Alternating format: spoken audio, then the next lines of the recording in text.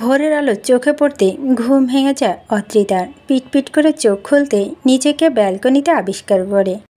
এই তো রেলিং, এ মাথা ঠেকিয়ে ঘুমিয়ে বসে বসে ঘুমাচ্ছিল। অদ্রিতা যতদূর মনে পড়ছে তার সাথে আব্বার ছিল, গান শোনাচ্ছিল তাকে। গান শোনাতে শোনাতে যখন জানি চোখ লেগে গিয়েছিল, বুঝতে পারেনি সে। অদ্রিতা হামি তুলে উঠে দাঁড়ায়, এদিক ওদিক তাকাতে আব্বারকে খোঁজে। কোথায় গেল সে? আর গেলেই যখন অদ্রিতাকে ডেকে তুলল না কেন? হীরাদের মতো কোলে করে খাটে শুয়ে দিতেও তো পারত। মুখ বাঁকায় অদ্রিতা, চুলগুলো হাত খোপা করতে করতে ওয়াশরুমে ঢোকে। চটজলদি ফ্রেশ হয়ে নিচে নামে। ব্রেকফাস্ট বানাতে হবে, নিশ্চয়ই মা একা একা কিচেনে রয়েছে। অদ্রিতার ভাবনাই সত্যি হলো। আতিয়া বেগম ময়দার ডো বানাচ্ছে। গুড মর্নিং মা। কী যে করিস তুই, এত দেরি করলি কেন? অদ্রিতা সবজি হাতে নিয়ে জবাব দেয়, তোমার ছেলে বার্থডে সারপ্রাইজ দিয়েছিল, তাই দেরি হয়ে গেল। আতিয়া মলিন হাসে, ছেলেটা তোকে ভীষণ ভালোবাসে। তা তোকে যে কাজ দিয়েছিলাম, মা আমি সিদ্ধান্ত নিয়েছি, তার সঙ্গে চলে যাব। তোমার ছেলে এখানে থাকবে না, সে নিজেকে বদলাবেও না, যেমন তেমনই থাকবে। একটা হাতি জন্ম দিয়েছ তুমি, সারাক্ষণ শুধু হম্বিতম্বি করবে আর ধমকাবে। এত রাগ কোথায় থেকে আসে তার? তুই এবার ভালোবাসা দিয়ে রাগ কমিয়ে দিস। লাজুক হাসে অদ্রিতা, মনে মনে বলে, তোমার হাতি ছেলেরা কমাতে গেলে আমাকে চুমু খেয়ে আত্মরা করে ফেলবে। বেপরা একটা। শুধুমাত্র অদ্রিতার জন্য বাংলাদেশে আসেনি আব্বার, তার পার্সোনাল কাজও ছিল। তাসিন ফ্যাশন হাউস এর একটা শাখা বাংলাদেশে খুলতে চাচ্ছে। আব্বারের স্বপ্ন গোটা পৃথিবী চিনবে তাকে, গোটা পৃথিবীতে রাজত্ব করবে সে এবং তার কোম্পানি। তারপর যেন জায়গা কিনে ফেলেছে অনেক আগে, সেখানে বিল্ডিংও উঠেছে। আজকের কাজে সমাপ্তি হবে। আবরার, আমান, আহাদ এবং ইভান সেই বিল্ডিংয়ের সামনে থাকা একটা রেস্টুরেন্টে বসে আছে। সকলের সামনে কফি রাখা, বাট কেউ হাতে নিচ্ছে না। বাংলাদেশের সব থেকে বড় ব্র্যান্ড যা এই মুহূর্তে মার্কেট দখল করে আছে, সেই ব্র্যান্ডের মালিকও আব্বারের সামনে বসে আছে। সে টনির শালা। ইতিমধ্যে জেনেছে আব্বার টনির সঙ্গে ঠিক কী করেছে। তো মিস্টার আব্বার তাসনিন, আপনি যা করেছেন তা কি ঠিক করেছেন? আপনি বোধহয় জানেন না, সুইজারল্যান্ডে আব্বার কোম্পানি আগুন লেগেছে, জ্বলে। তাকে কথা শেষ করতে না দিয়ে আব্বার বলে ওঠে, দুটো ব্যাপার। আব্বার তাসনিন ভীষণ পসেসিভ। ওনার Adrita Chowdhury, to Tasin fashion house, এ দুটো জায়গায় যারা হাত দিবে বা দেওয়ার চেষ্টা করবে তাদের শেষ করে দিব আমি। লোকটা ভীষণ মজার পেল বোধ হয়। ঠোঁটের কোণে কুটিল হাসি জমিয়ে বলে, ওয়াও তাই? বাট এই দুটো জায়গায় যে হাত দেওয়া হবে, অলরেডি তাসিন ফ্যাশন হাউস জ্বলছে। এবার অদ্রিতা বাকিটা শেষ করতে পারে না সে। ছুঁয়ে দেখা, জাস্ট তার দিকে তাকিয়ে দেখ, দুনিয়া দেখার স্বাদ মিটে যাবে।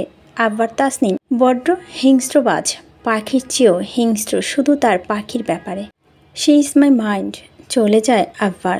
তাকে অনুসরণ করে পেছনে পেছনে যেতে থাকে তার চার বন্ধু। একবার জানোয়ারটা আমাদের স্বপ্নের ফ্যাশন হাউস জ্বালিয়ে দিল। সিয়ামের চোখ টলমল করছে পানি, যখন তখন গড়িয়ে পড়বে। আকবর তার কাঁধে হাত রাখে। সুইজারল্যান্ড ব্যাক করব আমরা, মাকে সঙ্গে নিবি। আমানের প্রশ্নে জবাব দেয় না আব্বার। নিজের বাইকে উঠে হেলমেট মাথায় পরে নেয়, তারপর চলে যায় নিজ গন্তব্য। ওরা চার বন্ধু গাড়িতে চেপে বাড়ির উদ্দেশ্যে বেরিয়ে পড়ে। অদ্রিতা বরাবরই ইচ্ছে ছিল স্লিভলেস ব্লাউজের সাথে লাল রঙের পাতলা শাড়ি পরবে, দুহাত ভর্তি লাল চুড়ি থাকবে, কানে ইয়া বড় ইয়ারিং, ভারী মেকআপ আর ঠোঁটে টকটকে লাল রঙের লিপস্টিক। রুমখানাও বেশ সাজানো থাকবে, বিভিন্ন রঙের ক্যালেন্ডার, তার সাথে তরতাজা গোলাপ এবং রজনীগন্ধা ফুলের কম্বিনেশনে সাজাবে। আজকে অদ্রিতার স্বপ্ন পূরণ এর দিন। ঠিক যেভাবে সে সাজাতে চেয়েছে কক্ষ, ঠিক সেভাবে সাজিয়ে দিয়েছে সিয়াম, আহাত এবং ইভান। এই মুহূর্তে সুন্দর রুমখানা দাঁড়িয়ে আছে অদ্রিতা। রুমের মাঝখানে রয়েছে ছোট টি টেবিল, তার ওপরে লাল রঙের কেক, পাশেই চাকু। আকবর আসলেই কেক কাটবে বলেছে সিয়াম। রুমে হালকা ভলিউমের গান বাজবে। যদি মনটা চুরি করি, তোমার মন আকাশে উড়ি। গানখানা বড্ড পছন্দের আদ্রিতার।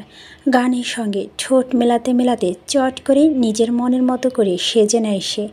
আয়নার সামনে দাঁড়িয়ে নিজেকে নিজেই দেখতে থাকে, বারংবার আর মিটমিট করে হাসতে থাকে, আর বিড়বিড় করে বলে, আবার আজকে আমাকে দেখে বলবে, পাখি, you are looking so hot, I can not control myself. তখনই খট করে দরজা খোলার আওয়াজ হয়। আদ্রিতা চমকায়। আকবর আসবে সে জানতো, কিন্তু এখনই আসবে জানতো না, তার জন্যই চমকেছে। কিন্তু আকবরকে দেখে চমকগুলো বেড়ে যায়, কেননা মহারাজা পাঞ্জাবি পরেছেন।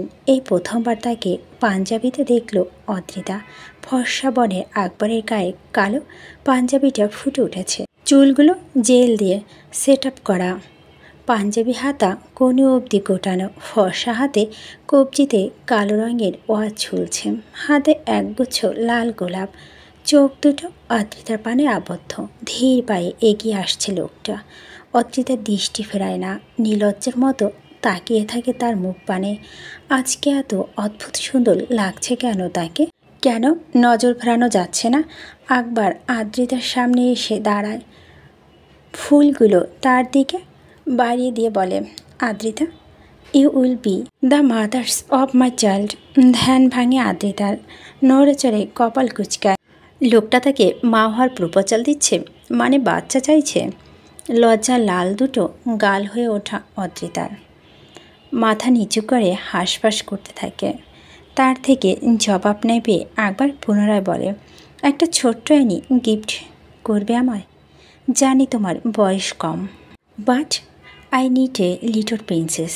আদ্রিতা শুকনো ঢোক গিলে বলে, আবার ফুলগুলো ফেলে দিয়ে আদ্রিতার কোমর ধরিয়ে ধরে, তারপর ঠোঁটের ওপর আঙুল রেখে ফিসফিস করে বলে, ওই হ্যাঁ না, আসলে এসব বলে কিছু হবে না, আমার বেবি লাগবে, মানে লাগবে। আদ্রিতা নিজের ঠোঁটের ওপর থেকে আকবরের হাত সরিয়ে নেয় এবং দু হাতে লম্বা হাতে গলা জড়িয়ে বলে, মিস্টার হাতি, আমার বেবি চাই। ও তাই, আসলে এইসবের মানে হচ্ছে সম্মতি। মেয়ে মানুষের লজ্জা বেশি, বুক ফাটে তো মুখ ফাটে না, বুঝে নিতে হয়। আকবরের কপাল কুচকে বলে, ইউ মিন টু সে তুমি অলওয়েজ ইন্টারমেন্ট হওয়ার জন্য রেডি থাকো? আদ্রিতা দাঁতে দাঁত চেপে তাকায় আকবরের মুখ পানে, ইচ্ছে করে লোকটার দাঁতগুলো ভেঙে দিতে। নির্লজ্জ বেহায়া কোথাকার।